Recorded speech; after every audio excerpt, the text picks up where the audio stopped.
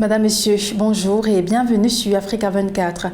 Dans ce nouveau numéro de décryptage, nous recevons Babili Dembélé. Il est le président du Congrès ivoirien pour le développement et la paix. Avec lui, nous parlerons de la réconciliation nationale en Côte d'Ivoire, de la commission électorale indépendante, du dialogue politique entre le pouvoir et l'opposition.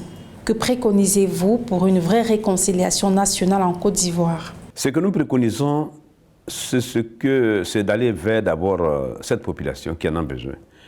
Vous avez certainement entendu que dans le cadre de la mission de sensibilisation de paix et de réconciliation en Côte d'Ivoire, les chefs coutumiers qui sont suffisamment écoutés, je leur ai offert un véhicule pour leur permettre de sillonner toute la Côte d'Ivoire, désormais de parler de paix et de réconciliation. Je viens de créer un compte pour les femmes pour leur permettre d'avoir des prêts auprès d'une structure qu'on appelle Crédit FEF, afin que ces femmes puissent se prendre en charge. En tout cas, le minimum à leur donner pour leur commerce. Nous avons, après plusieurs rencontres avec les ex-combattants, qu'on appelle tantôt les démobilisés, tout ça là, j'ai compris qu'il y a une bombe à retardement. La bombe à retardement, c'est quoi? Si leur problème n'est pas résolu, nous allons à une élection en 2020, ce n'est pas évident. Les Ivoiriens sont fatigués. J'ai donc reçu le président fédéral des démobilisés. Je leur ai dit qu'il faut aller à l'apaisement, il faut aller à la paix, il faut aller à la réconciliation. C'est vrai que vous avez des droits qu'on ne vous a pas payés, mais les droits, on peut les obtenir dans le dialogue, comme nous l'a promis Houphouët-Boigny. Le dialogue est l'âme des hommes forts. Moi, je vais vous accompagner à la seule condition que vous renonciez désormais à des revendications militaires, à des revendications de force, pour que chacun de nous puissions nous asseoir pour parler. Ils ont donc décidé aujourd'hui d'adhérer au CIDP. Ils sont très nombreux, très nombreux. Je crois qu'ils sont dans l'ordre de 70 000 ou un peu plus. Les ex-combattants ont laissé un souvenir douloureux de la rébellion en Côte d'Ivoire.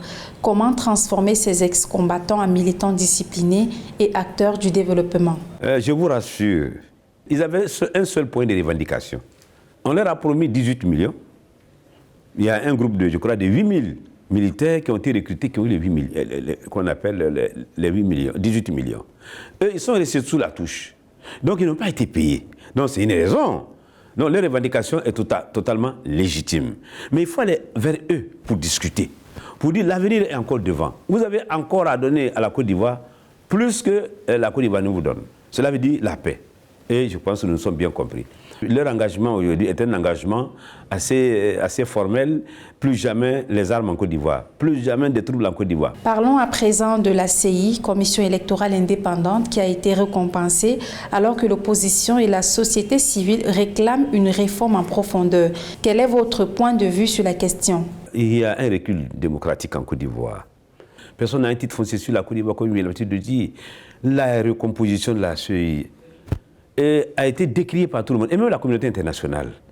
Et moi, je pense que le pouvoir n'a pas à s'ingérer dans la composition, dans l'organisation de la CEI.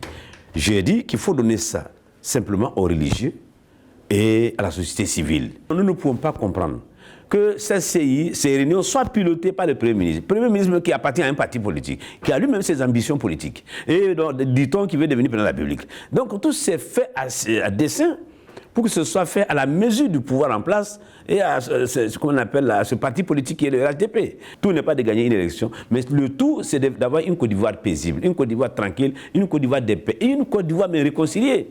Et nous sommes loin de la réconciliation, qu'il faut nécessairement, à commencer par le président Alassane lui-même là. C'est lui qui a demandé à être candidat en Côte d'Ivoire. C'est lui qui a demandé à être président de la République de Côte d'Ivoire. Quand ça ne va pas, il doit s'adresser aux Ivoiriens. Mais il est difficile de le rencontrer. Quelles sont les propositions de votre parti, le Congrès ivoirien pour le développement et la paix pour la Côte d'Ivoire? Notre slogan, la Côte d'Ivoire d'abord. On ne peut pas avoir une Côte d'Ivoire d'abord sans réconciliation, sans paix, et puis sans justice surtout.